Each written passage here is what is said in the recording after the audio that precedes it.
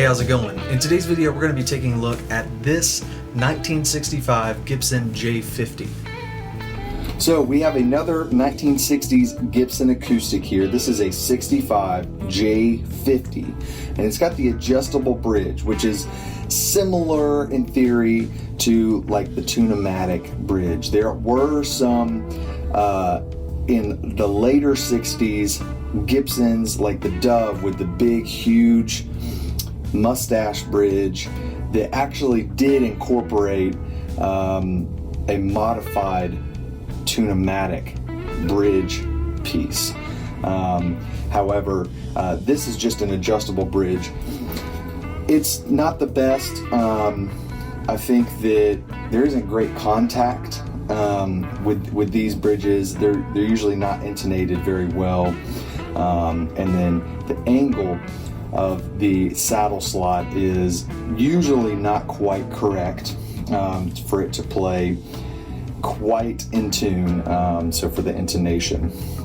However, this is a friend of a friend's who I worked on that previous LG1 where we made a new bridge, replaced the bridge, and then did a refret. This one I don't believe needs refret, and so this kind of came in from Alabama. So we're kind of doing a once over here. I've played it.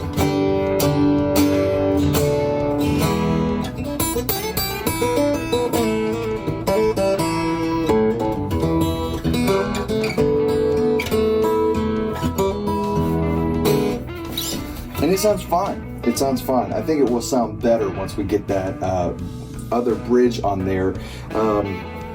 One of the first things that I want to look for is to make sure that this neck isn't at all separating from the body. The action is a little high, and this bridge is about as low as it can go. Let's see how far we can get this thing down.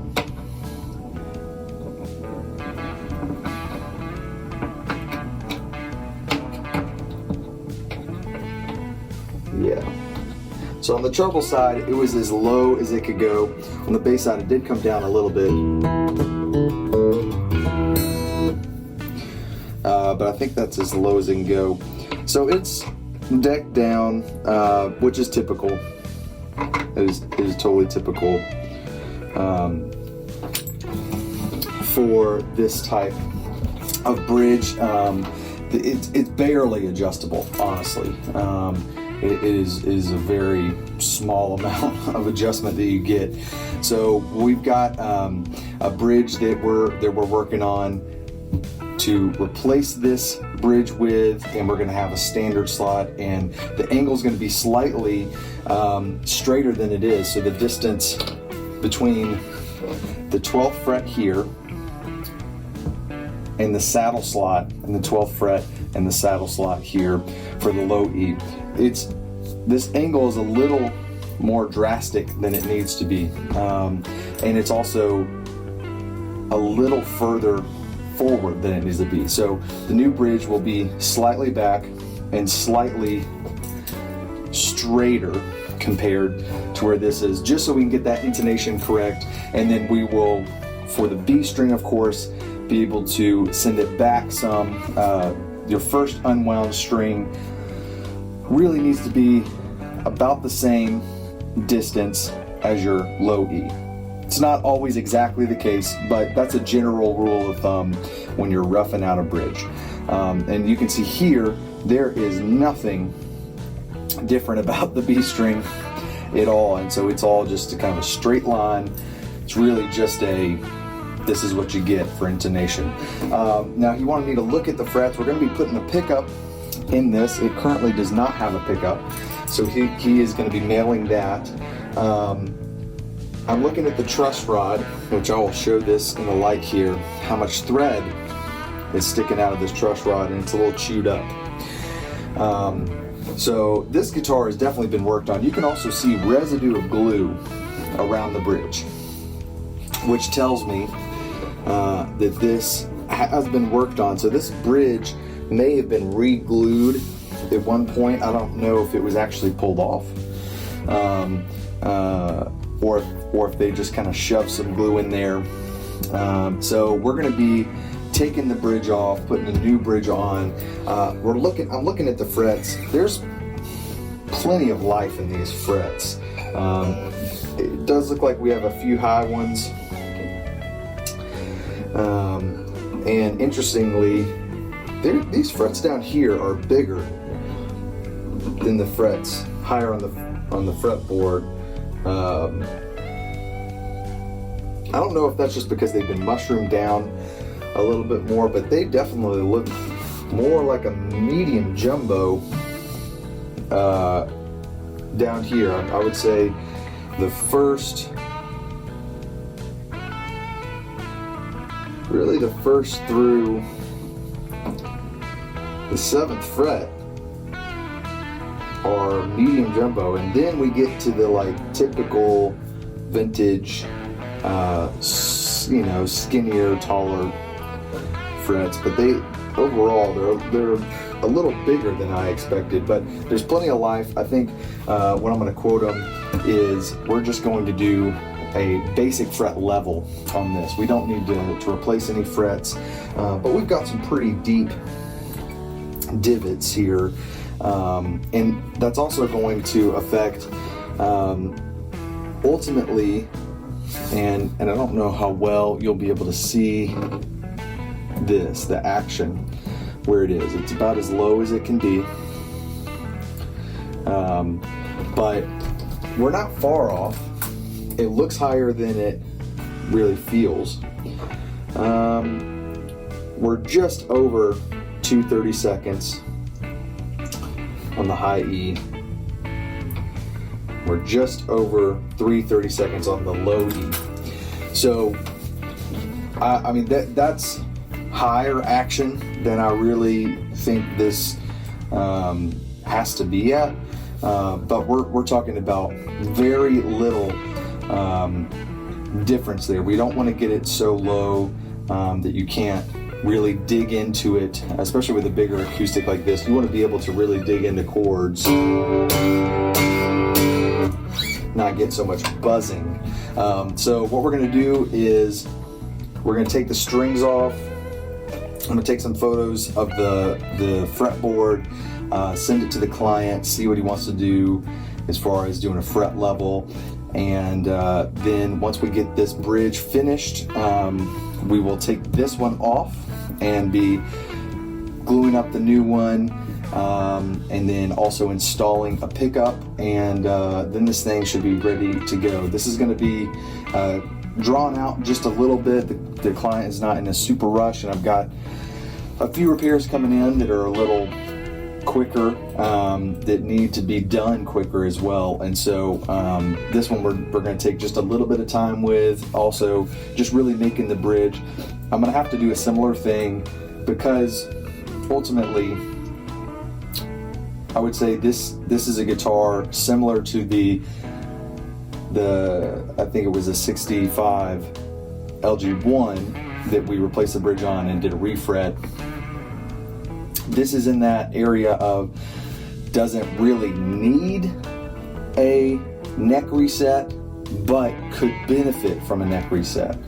And anytime it's on that line where there is enough room, I can shave a little bit off the top of this bridge. Not this one, but the one that we're replacing here, just to accommodate slightly for that. It's so minuscule that it's not worth the cost of pulling a neck off, doing a reset on it for just such a minor adjustment.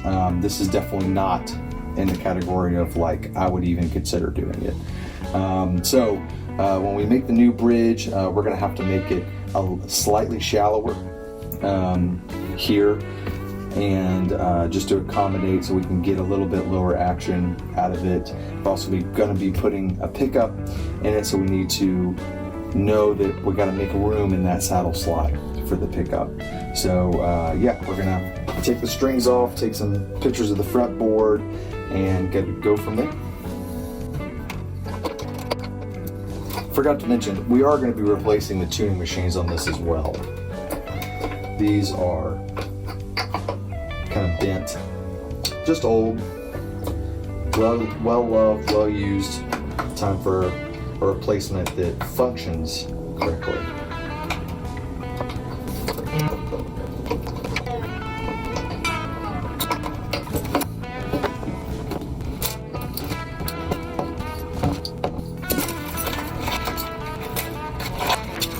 Alright, so now that we know what we're doing, just spoke with the client, we're going to put this thing back, and I'm going to put some strings on just to give some tension here. And next thing that we'll do is we'll start taking this bridge off, and then we'll glue the new bridge on and then go from there. I don't think these frets are going to need much of anything, but once we get the action a little lower, we might have to do some minor adjustments, just a partial fret level, so not like a full in-depth fret level, but just getting some of these higher frets down just a little bit. Because it had higher action, it wasn't really an issue, and it might not be an issue, but once we get the action lower, it could arise, and we'll take care of that as needed. Alright, so here we are. I've taken the saddle off. This is one of those adjustable saddles, and so you've got a little threaded insert piece here, and so I've taken those out. Those thread into bolts that are also attached to the top here at either end of the saddle. And then under these inlays, there's also some bolts holding this bridge on. This bridge definitely appears to be worked on before. And one of the things is there's a shim for the saddle. There's an old insurance card. It was cut a little big, honestly. And it is really wedged in there, which is not good. It's not what you want. So I've got to get this out of here. There we go. Insurance card, not the best for a shim for a saddle. I still believe this bridge is glued on as well. So we're gonna have to do a little bit of work here to get, first get these bolts that are attached. It's kind of like the plastic bridge on that other Gibson that's just screwed in, really. However, this bridge is also attached with glue. So we got to get these other things out before we can really proceed further. So, yeah.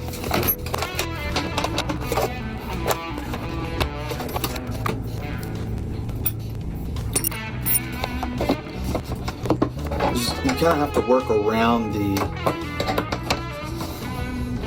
braces here to get this to do anything.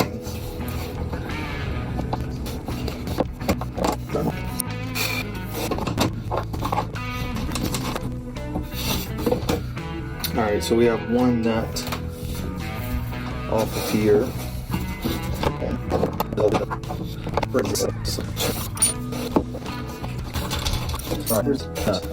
So now we have these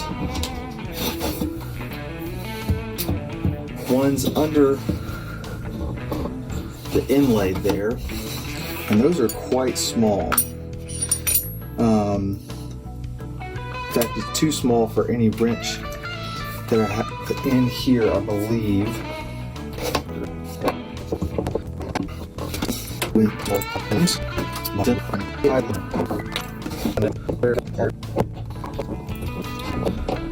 We may have to get these inlays out of here, but we're going to see if we can keep it intact. Just because it's kind of a messy extra process that if we don't have to do it, I'd like to avoid it, but it may be unavoidable. What I've done is I've attached the bit to the corresponding Allen wrench that fits that little socket. It doesn't have the little bearing that locks it, but it's on there solid enough. Sometimes you got to improvise. That is a lot of guitar repair, guitar restoration, is coming up with a good solution. So what we need to do is heat this bridge up to get it off of there, because it is in fact glued as well. So let me go get my putty knives and we'll get this thing heating up. So what I like to do is get the bridge just a little bit warm, and then I'm going to go ahead and score with a fresh razor blade the perimeter of the bridge here, just so when we start pulling up on it we don't get any of the finish. This will prevent mostly the finish, but sometimes you can get a little bit of tear out from under the bridge plate.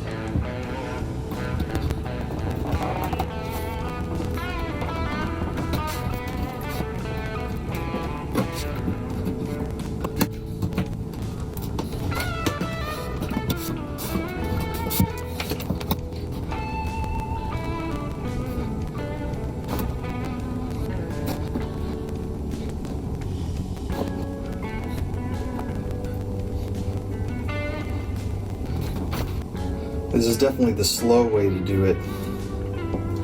However, I feel like I have a good amount of control over how much heat I'm applying here.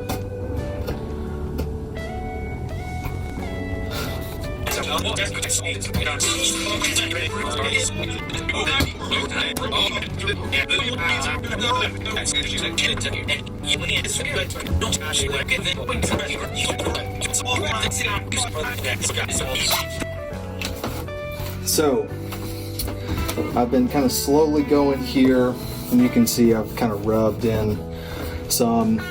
When you're pulling off a bridge, some things will happen, but I heard kind of a pop, which was this thread from this kind of finally coming loose from one of those nuts that we pulled.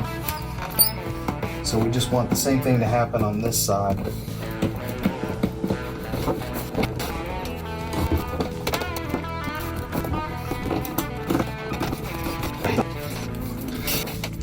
This is one of the things that I hate about these adjustable bridges, is that because there's bolts in here and it's glued, it is really difficult to get off cleanly.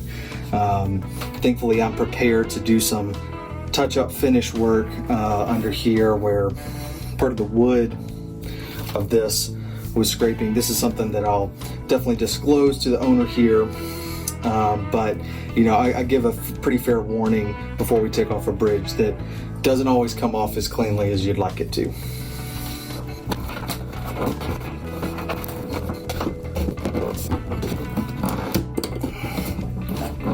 There we go. All right, so you can see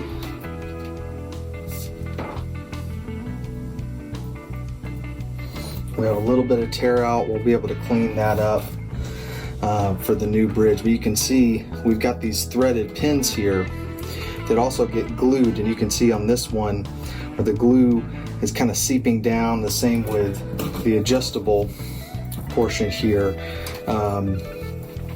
and the glue has kind of come down in between this, so that makes it really difficult to get off cleanly, but this is kind of what we're prepared for with this repair. This is why I like to go really slow and bring the heat up slowly so that I can get a really nice even melting of the glue before I start prying up in any way. So let's look at this bridge and where it's going to sit, which looks pretty nice there. We definitely have some difference in size here, so we'll have to do some touch up on this finish. This is a kind of a dirtier old finish anyways, so it'll be a little easier to hide some of this, and we'll get it to where we want to get this clean to where you see as little as possible. However, this had already been worked on and there was some kind of dark glue residue around here before, so I suspect that this bridge had maybe come up at one time before the customer got it that has it now. All right, so here we are. The finish is curing, touching up some of the marks that happened when we were getting this bridge off. Again, because of the glue and with those screws, I find that sometimes the way that this thing sinks in here, the screws kind of mar up the wood, and the glue gets inside of there in a way. It makes it a little bit more difficult to pull off the bridge, but that's getting touched up. It's gonna turn out great. I'm really happy with so far. I've got a couple coats on there. The next thing on the agenda is we need to plug these holes where the adjustable bridge pieces sat. So I've got these sheets of spruce just for touch up, but I also have a dowel here, and I think we're going to go with the dowel, and we're going to line up the grain. We're going to cut it to length. We do need to slightly widen these holes, so let's go ahead and do that. So I'm using a reamer so that I can constantly check the fit, and it is going to be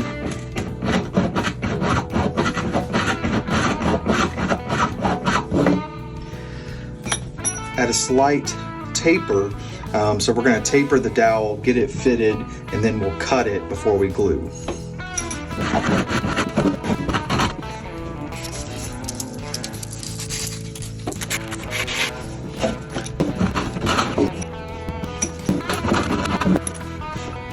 There we go. So that's fitting in there nicely. We're going to get the grain lined up, and I'm going to mark here. So I've got my pencil, and if it's just proud a little bit, that's actually just fine. So we're going to cut this dowel down to size.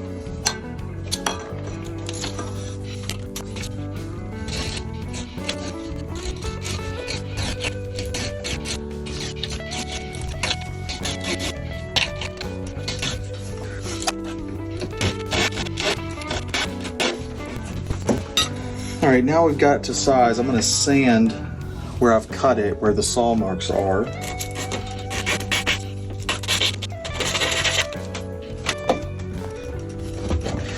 So like I said, it's okay if it stood proud after we cut it, because we're going to be sanding it to fit flush. And we'll also sand this once we get these plugs in here, just to get it nice and prepared for the bridge.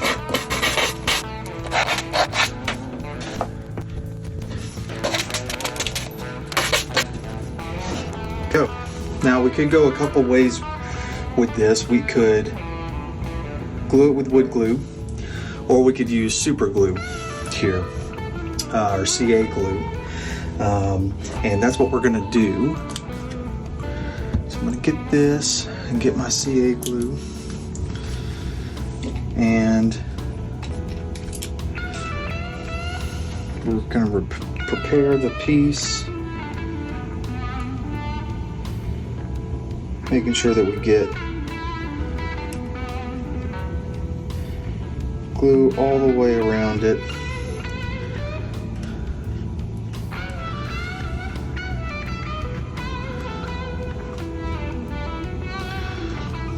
And then now we're going to use our accelerator spray. Spray that in there. Now, get it lined up and into place.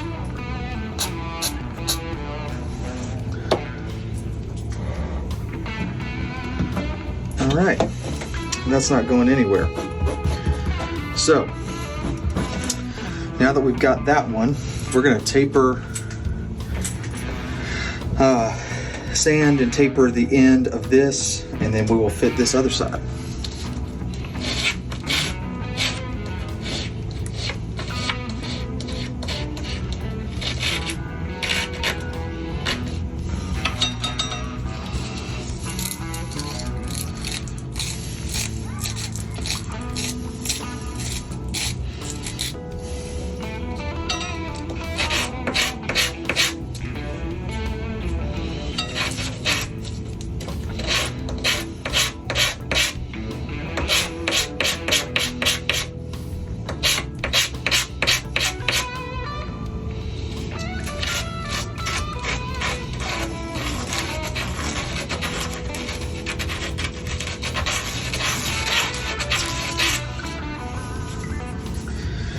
All right, get our reamer back out.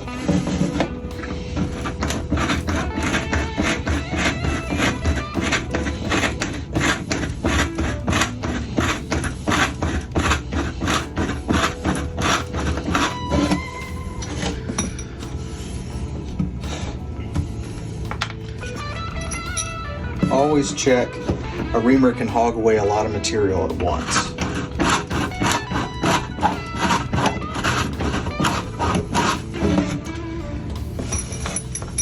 If you're not careful, you can easily go too big.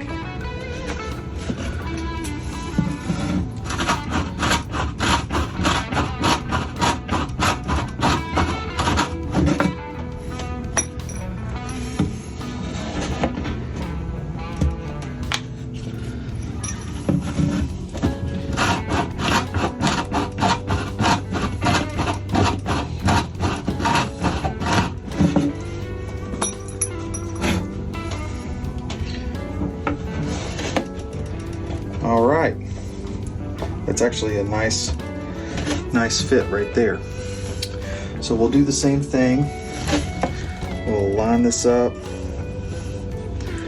and we're going to mark it with our pencil for our cut line.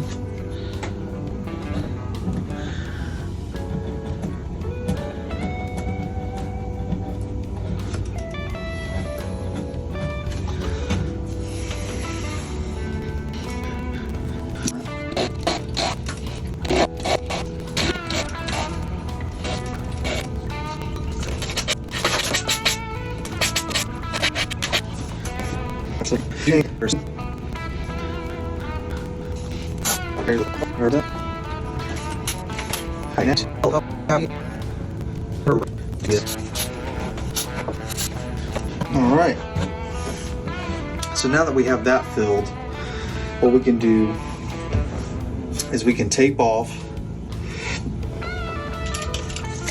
and see where this new bridge is going to sit right here, and it should be pretty well lined up with where the bridge was before. Now we have to wait for this finish to cure. We'll touch that up, and then we'll be ready to put this new bridge on. All right, so we're back here, and I've done some more off camera. Frankly, I've just found it hard to find time to work on this and set up all the recording gear. This is kind of later at night, and after the wife has gone to bed, and kind of on my second wind of working for the day, and I don't even have the mic set up, so apologies for the jumpy audio here, but I did want to capture what I've done. So I've leveled the finish here. I was able to build it back up and level it. You can still see, especially in the glare, where the new lacquer is. But I was able to get that level, and there was already, you know, this is not in mint condition by any means. This has been touched up a few different times. I can see some other areas where there was different aged lacquer applied. But what I've done is I've sanded the top where the bridge is going to sit. And so I've gotten that. It's not level, but I've gotten that cleaned up. There was just some big kind of bulky parts, and there's, you know, a little bit of tear out, but that's just going to happen when you pull off really old glue. Who knows when the last time this bridge was glued. It was definitely glued before. You can see the residue of it around, and it kind of turned pretty dark because when I got this with the original bridge on it, there was just kind of some darkness that looked like some squeeze out or something that wasn't completely cleaned up. So we've plugged these holes. The holes for the screws, I'm not bothering trying to plug those. It's just, it wouldn't really do or help anything. But we've sanded this, and so now we just need to fit the bridge, and it is not too far off by any means. So there's just the little pieces on the end are not completely seated, and it's not fully shaped to the top yet. Something I like to do is I use razor blades like scrapers a lot, and I'll scrape, you bend it so that you get that scraper, and I'll scrape to where I kind of get a little bit of a bowl. Not so much that you can see it, but just knowing that there is however many mil lower in the center here, and just kind of leaving a perimeter. And what that's going to do is it's not enough to really affect the way the glue is going to adhere, but it is going to affect how well and how tightly and snugly it sits on the top here. And you don't want there to be big gaps. That's an unfitted bridge. But I kind of do the bulk of it because guitar tops are not completely flat here, and they shouldn't be, because then you've got humidity damage. But with the center here being slightly raised, this kind of does that, so I don't have to spend that time sanding.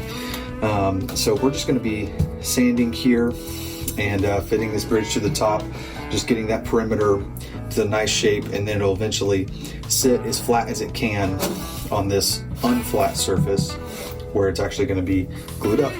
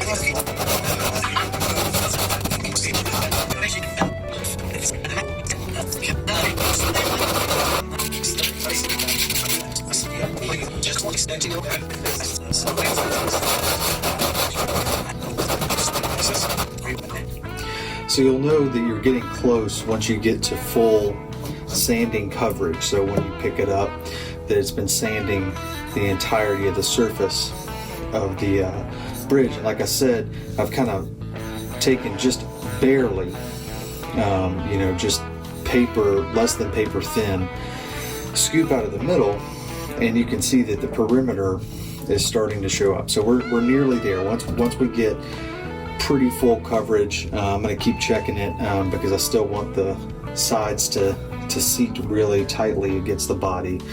but we're getting nearly there because we've got, you know, the sanding dust on the paper here is nearly the full perimeter of the bridge.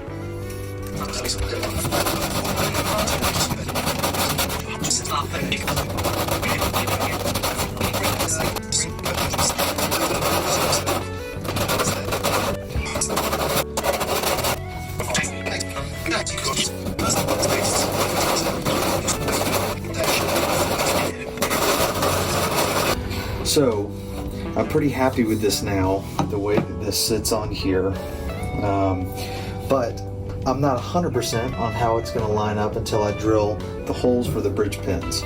So I'm going to go ahead and do that, so that way I can pin it in place and just see exactly where it's going to sit, and you know, what's not sitting as flushly as I'd like it to be. I find that it's always a challenge, especially on an older guitar, the way the wood turns, you know, with humidity expanding and contracting. You know, it's a unique shape, and I typically find that it's hard to get the wings of bridges, and that's the kind of fine sanding at the very end that I was doing, is just getting those to sit really nicely. But I want to double check that once I put these bridge pins in, and then we'll make any adjustments that we need after that.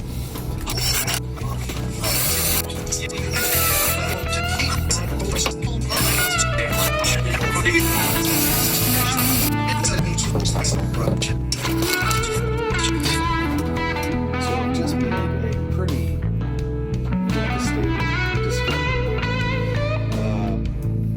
I bought this bridge with the holes for the bridge pins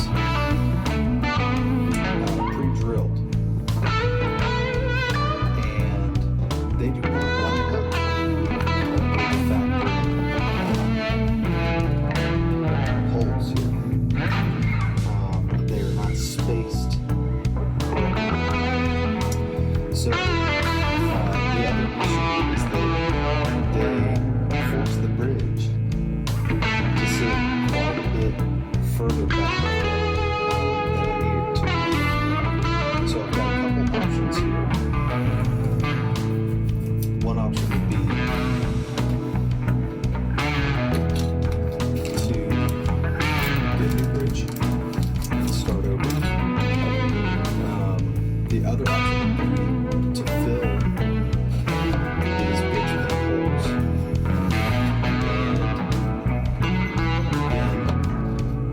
and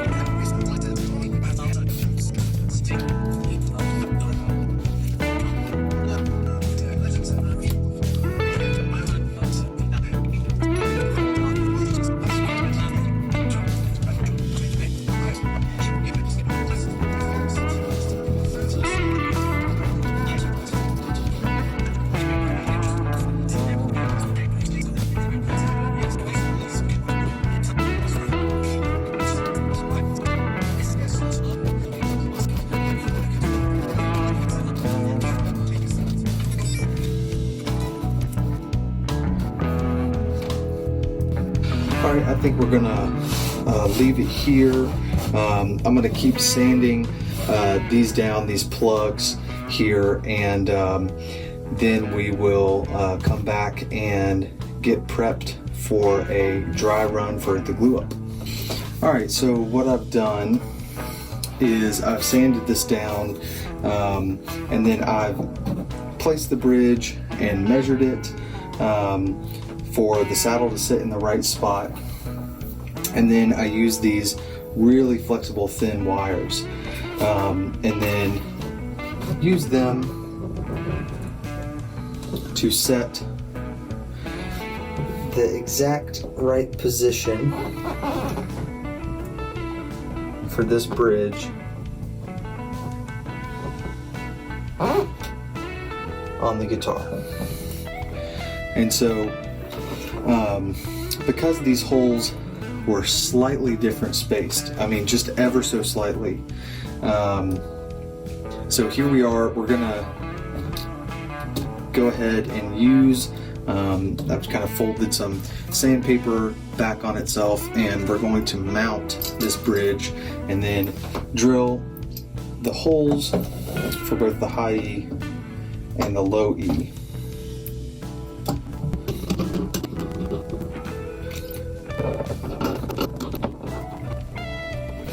I'm going to check my positioning. Looks like we're still good. So we're going to go ahead and tighten these down and drill our bridge pin holes through the bridge plate.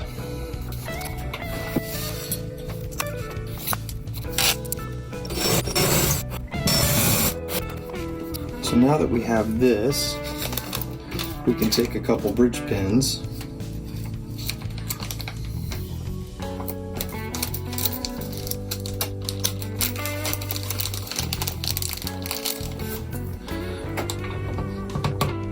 and check the tightness fit here, and we'll just step up until we get a taper that we like.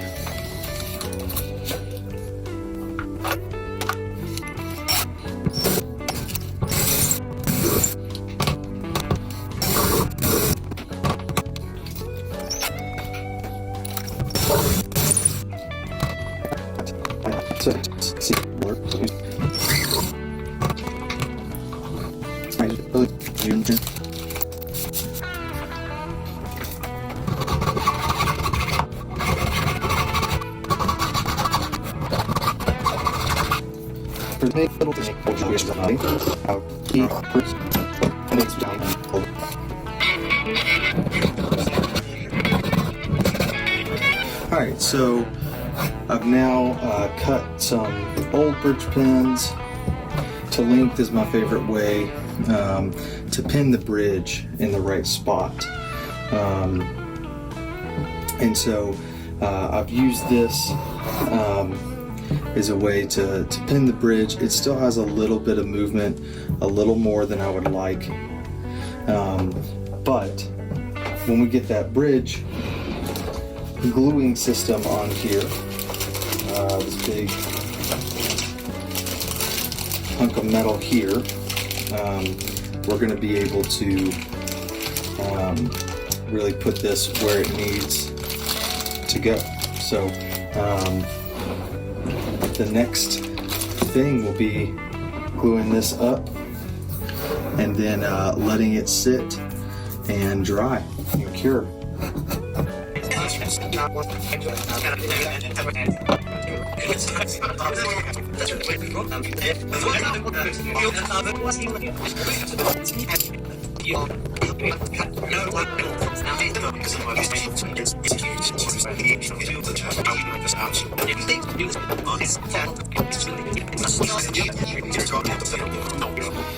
Alright, so our dry run here, just getting it all prepped, is looking pretty good.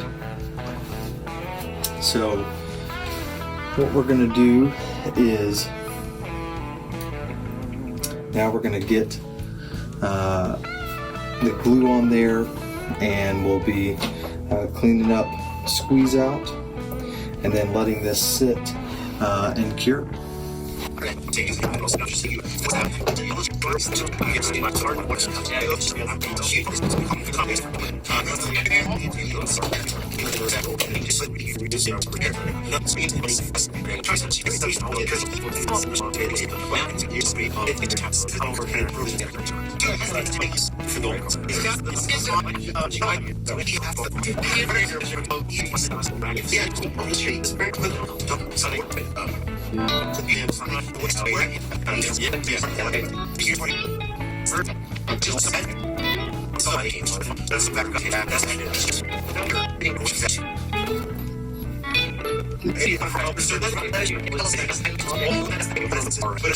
Alright, so we've got the glue spread on here, and I saw this trick on TikTok, and I don't know who the creator was, where he wipes away the perimeter of the bridge on a glue up, and that just kind of controls some of the squeeze out. And I like that idea, so we're trying it today. So we're going to get this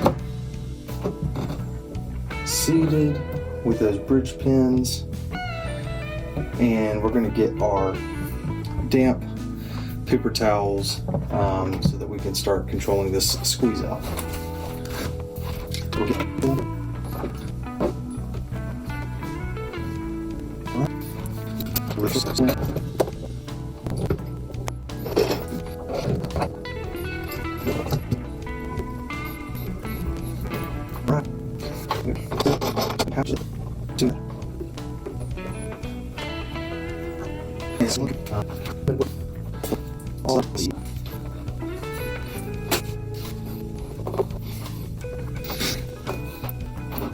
It's always a little tough getting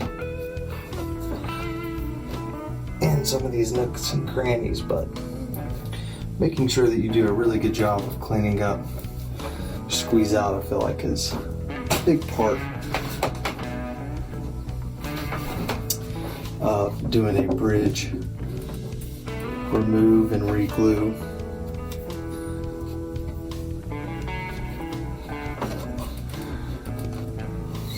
Although this is an integral part, you also cosmetically want it to look as, you know, as good as it can be considering circumstances, you know.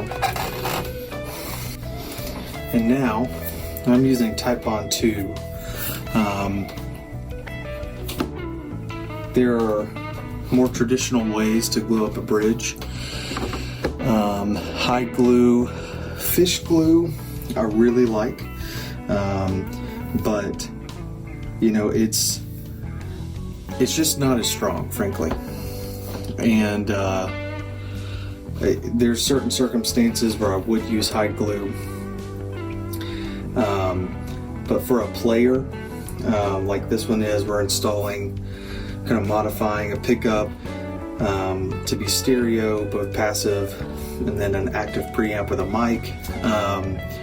This is a player, and ultimately I don't want this bridge to move. Any bridge that's been removed, you know, and it changes the tension of the top, you want a pretty good hold on there, especially with the age of this wood. You know, also when I was pulling this bridge up before, you know, it wasn't original glue. This had been re-glued.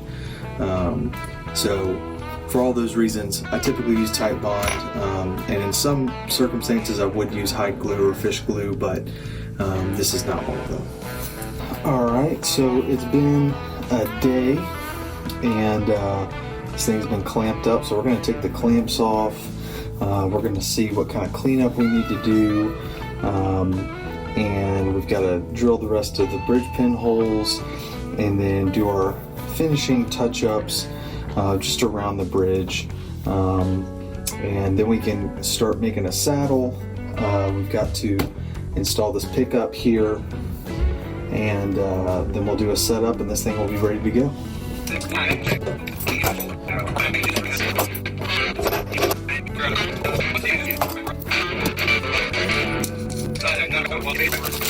All right, so we're looking pretty good here. Sometimes there will be just some slight gaps to be filled, and that would be mostly cosmetic. So like I said, the wings sometimes are hard to get to sit completely flush, especially on an older top.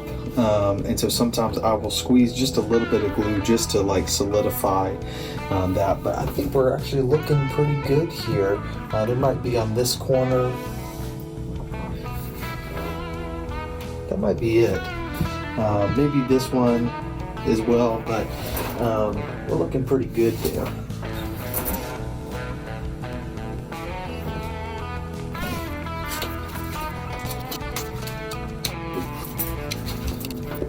So what I'm going to do is I'm going to put just a little bit of glue in here, and I'm going to add some water so that we can water this down, some hot water, and we'll just apply just on these little corners with a toothpick.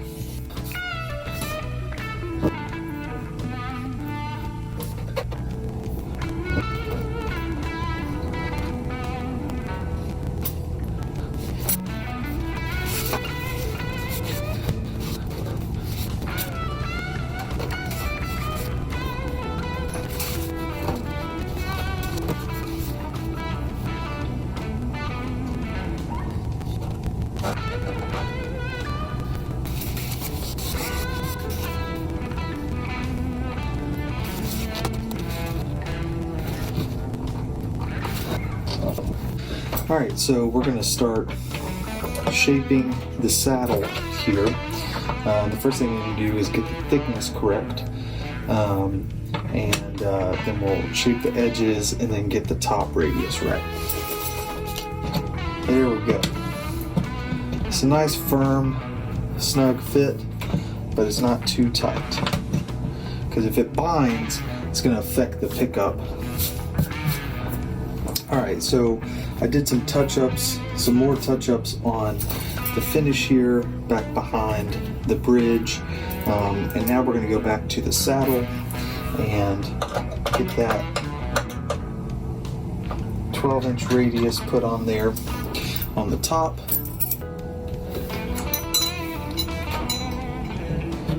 So I'm going to find my 12-inch radius block, and we're going to put this in the nut and saddle vise from Stumac, and then we will sand to radius the top here. So the next thing that we'll do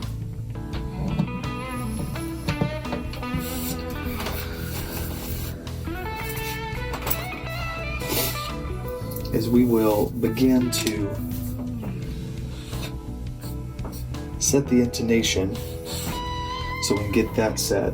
Now before we put strings on, what I want to do is mount the pickup.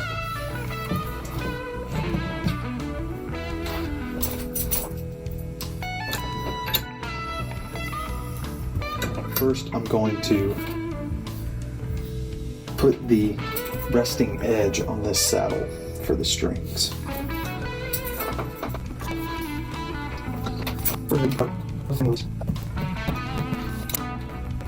Alright, so there's some things that we have to do here, and we have to tie that in this sound hole pickup. We've got to tie it in with this Lyric microphone pickup. So we've got three things to do. We've got to figure out a way to mount the 9-volt, because it did not come with the pouch that normally comes with these pickups. We've got to make sure that we can put that thumb volume in the sound hole and still get this sound hole pickup lined up with the strings. So that's going to be a little finagly fitting both of those in there. We've got to wire this to the output of the Lyric, And then the last thing we have to do, this actually takes a 3.5 millimeter plug, and so we're going to have to use one, strip it, but that shouldn't be a problem. Alright, so the bench is kind of a mess now, but I made the cable with the 1/8 inch jack for this sound hole pickup. Put that back in here just for the moment. And I also had to make a TRS to dual TS Y cable because I did not have one to test this. Once I mounted and soldered this neck pickup into the preamp, in the jack. It's built into the jack of this LR Bags, and I just tested it. And so the way it works is, if you plug just a single normal instrument cable that's mono TS, then it's just this mic, just the lyric. But if you plug a TRS stereo, then the ring of the TRS cable, the corresponding side of the Y cable, is the neck pickup, which is that sound hole M1 LR Bags pickup, so that you can have dual sources coming, and then you have to mix that outside of the guitar, but it does give you a lot of options, so that's going to be a cool upgrade. So now we've solved a couple of the problems. The next thing that we need to do is be able to mount this and check where the strings are going to line up to see where we can mount just this piece of the lyric. So we're going to go ahead and clean the bench off and then get it ready to bring the guitar back and start installing this pickup. Alright, so now that we've got the bench cleaned up, we need to remove this end pin. So we're going to replace it with the 1/4 inch jack end pin for the pickup system. Once we do that, we'll be able to mount the pickup, mount the sound hole pickup, and I've got a battery box coming tomorrow to be able to mount that 9-volt battery in there. So we're just going to get the end pin in there, and then we'll be able to do the rest. Once that battery box gets in, we'll put the strings on, be able to mount that pickup right where it needs to be. Hopefully we'll still have room for the little thumb volume wheel that's going to be right on the inside lip of the sound hole for the lyric pickup.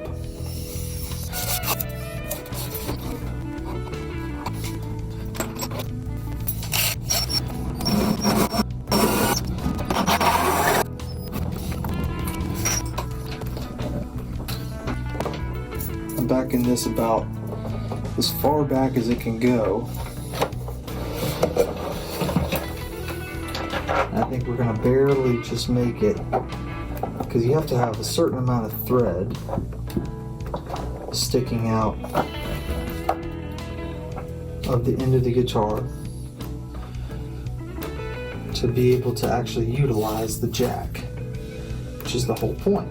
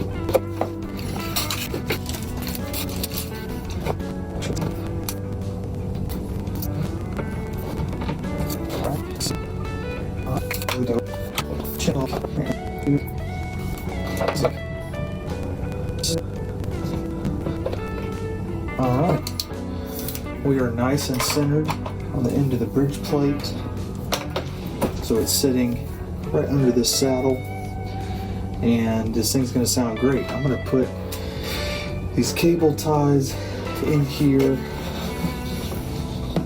but what we might do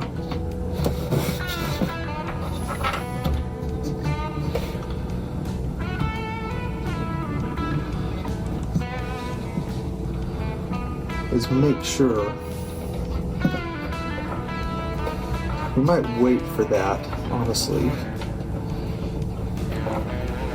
to make sure that we have enough room here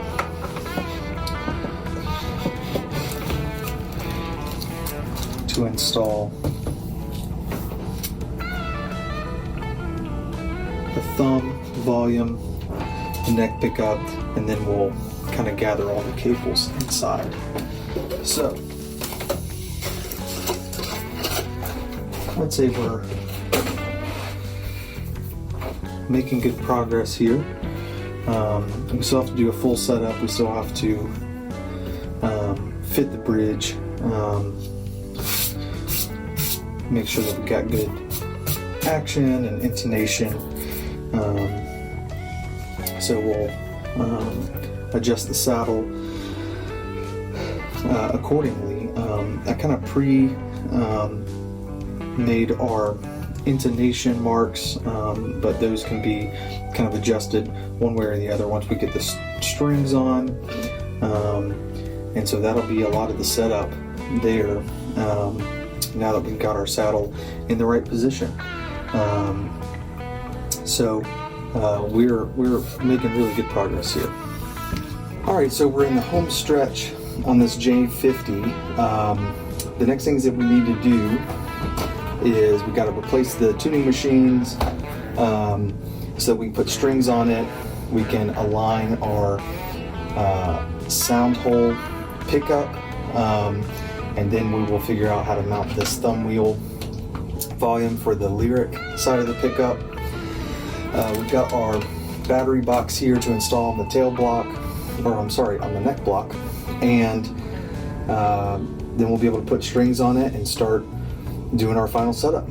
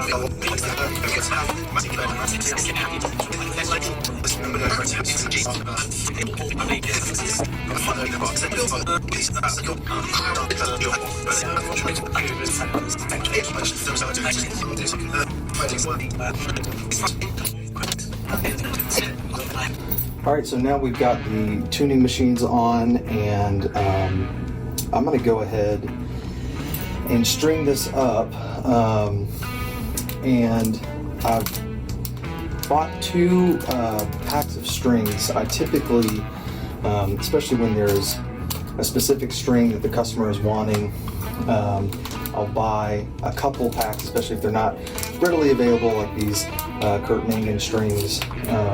You know, you have to kind of special order them, just because I'll use one set to work with, and I always want to have a spare in case something happens, in case a string breaks, or if I feel like I've worn down a string and kind of bent it too many times, then I'll go ahead and replace it, just so that they're nice and fresh when everything's done.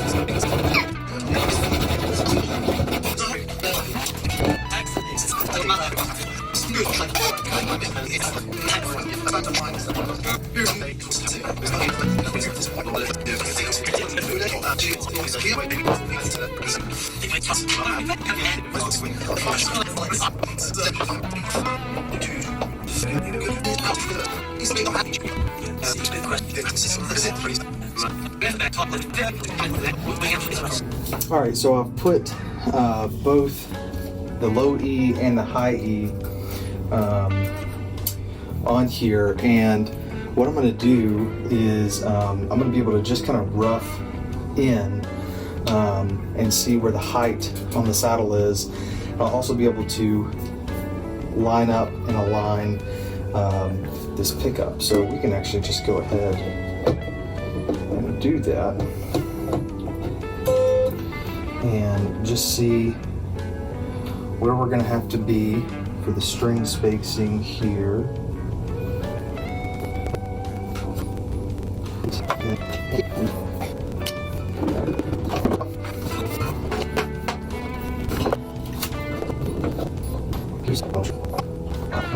Looks like we will be able to fit right where it's supposed to go here. So that is good news. All right, and then now we need to measure the action.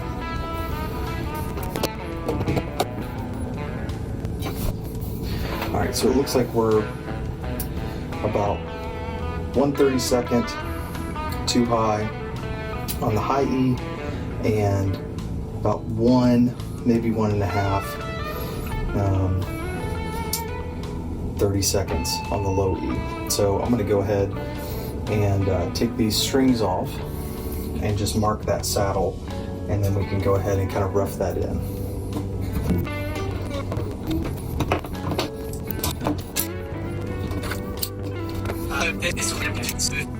All right, so I've put the adhesive on the thumb wheel volume for the Lyric, and I installed, it's just pressure clamped with these 2 outside screws, the sound hole pickup, just so I can make sure that when I place this, it's going to be exactly where I want it to be.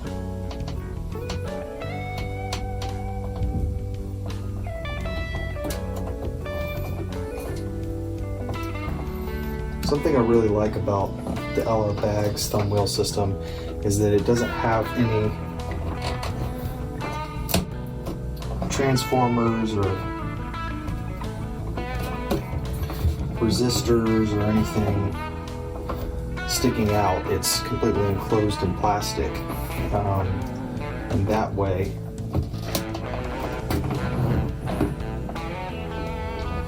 you don't risk breaking those off. I don't know how many Fishman Matrix Infinity pickup systems I've had to do work on and had to replace the whole preamp that sits right here because it's just exposed, and where the braces are on an X-braced acoustic, it just barely clears the transformers, and they're so delicate they'll break off. All right, so now that we have this, we can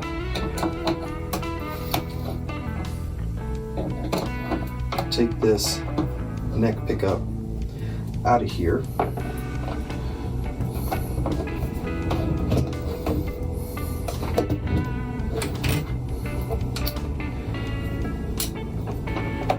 And we can tidy up some of these wires.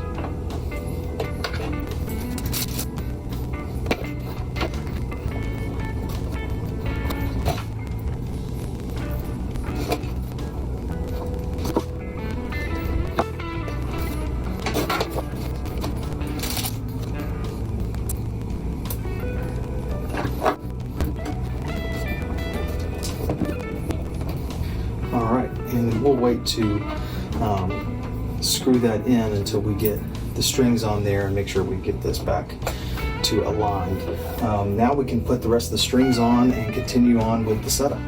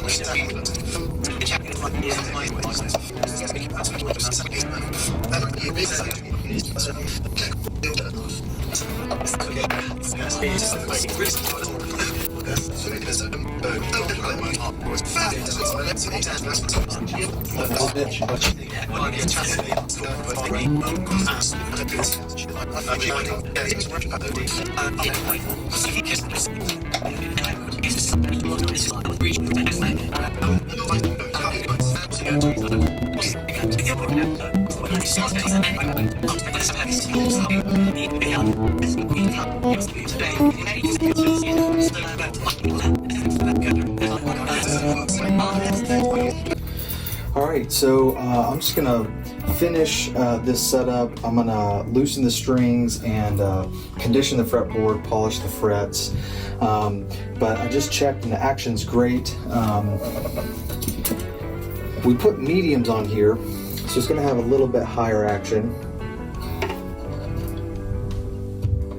Truss rod is in a really good spot. So we've got just a hair of relief in the truss rod. We can honestly just see what it's like a little bit tighter on the truss rod.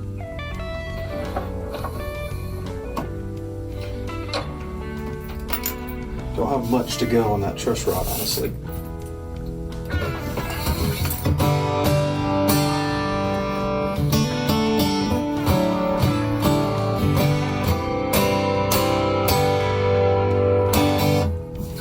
So I'm going to finish this setup and then we'll do a just kind of listening to the guitar, kind of play through some of the sounds that are on tap here.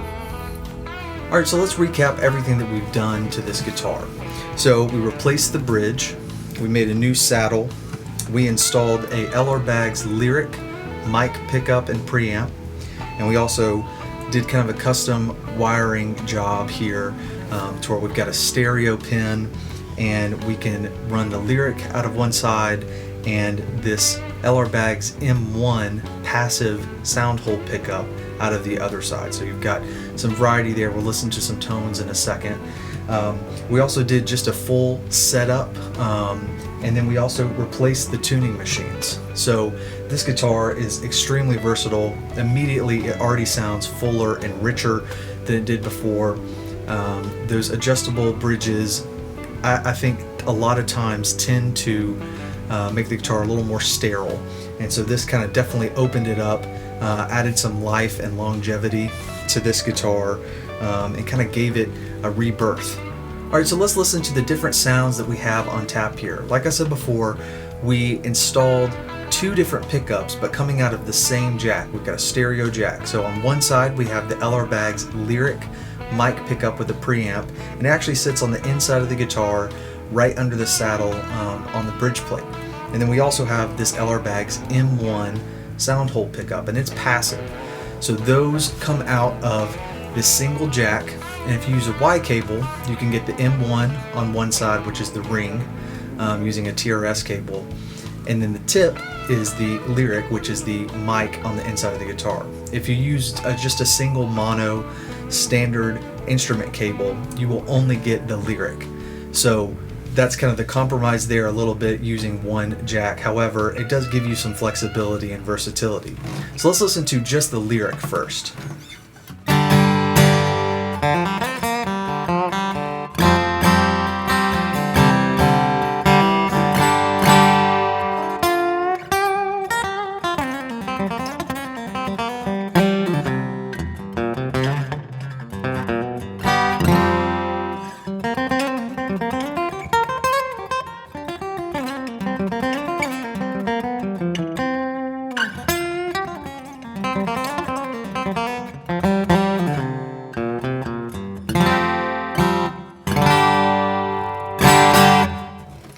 This guitar, I was able to get the action pretty low, and so it's fairly easy to get pretty fast and do a little acoustic shreddery.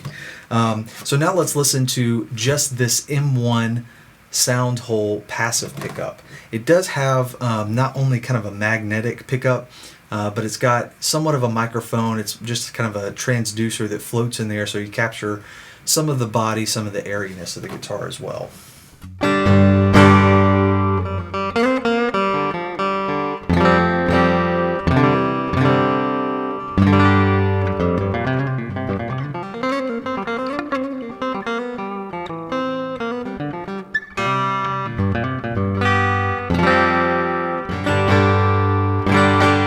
So now let's listen to both pickups blended together and just hear the richness of having both aspects of each pickup on at the same time.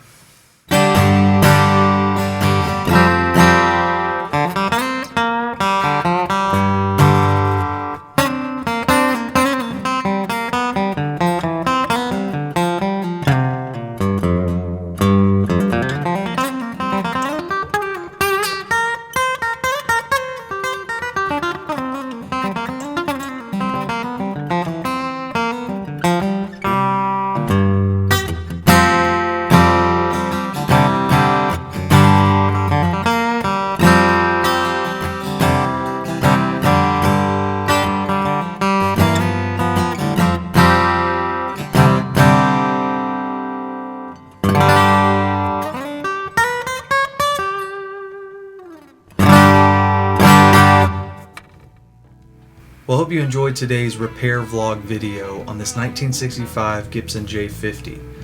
If this is the kind of content that you enjoy, please ask that you like and subscribe to this new channel. And let me know down in the comments below if this is the kind of content that you'd like to see more of, doing some of these more in-depth repairs, and if you've got some really cool vintage Gibson acoustics like the past couple repair vlog videos that I've worked on. Till next time, I've been Colin.